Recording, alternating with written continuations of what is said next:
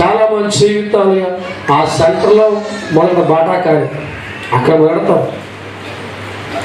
ఈ అమ్మలగా దాందలకి దీని తాట దాందలు పేడతాట కొని అలాగే ఒక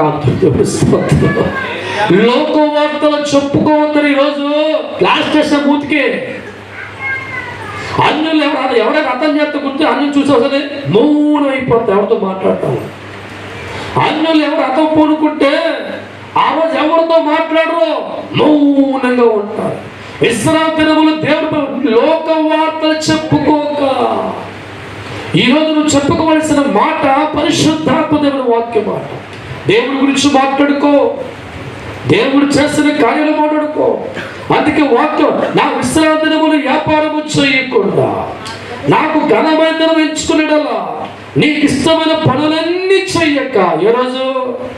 ఏ రోజు ఆ రోజు ఇష్టం పనులు చేసుకోవద్దా. ఈరోజు ఎవరు పని చేయాలి, ఎక్కడికి రావాలి? దేవుడు మందిరానికి, దేవుడి స్తోత్రం. హల్లెలూయా. నీకు ఇష్టమైన పనులు చేయక, వ్యాపారము చేయక, విశ్రాంతిగా ఆచరించే వ్యక్తిగా మారి లోక వార్తలు చెప్పుకొనక ఉండిన ఎడల ఉంటున్నా ఆలోచిస్తే స్తోత్రం.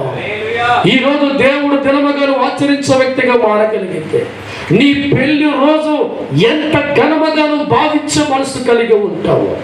నీ కొడుకు నీ కూతురు పుట్టిన రోజు ఎంత ఘనముగా ఉల్లాస ఆచరించే రోజుగా ఉంటావు.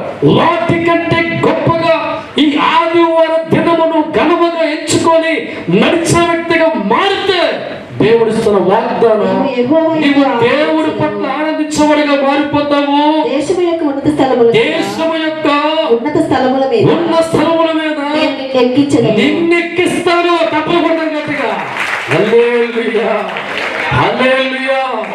ఇది దేవుడిచ్చిన ప్రపంచంలో నీ దేశములో, నీ ప్రాంతములో, నీ ఊర్లో అందరికంటే గొప్ప స్థానం ఏర్పడతారంట దేవుడు పెడతారు. తప్పకుండా దేవుడి స్తోత్రం. హల్లెలూయా. బైబిల్ గ్రంథంలో దావీదు పలికిన మాట, నా మందిరం ఆశపడుతున్న. ఎంత ఆశపడే మందిరం అంటే ఒక సామాన్య వ్యక్తి కూడా దావీదు జీవితం, గొర్రెలు కాసుకుని దావీదు జీవితం ఎలా రాజుకోటలో కూర్చుంటే మందిరం అంటే ఆసక్తి. అతని సింహాసనము రక్తపు తండ్రి ఎక్కించలేదు, అన్నదమ్ములు ఎక్కించలేదు, అతనికి సింహాసనం చుట్టాలు బంధువులు ఇవ్వలేదు. అతని మనసులో కోరిక, నా దేవుడి మందిరము చూడాలి. అప్పుడు దేవుడి స్తోత్రం. ఆ రాత్రంతా నా యొక్క హృదయం ఉప్పొంగుతూ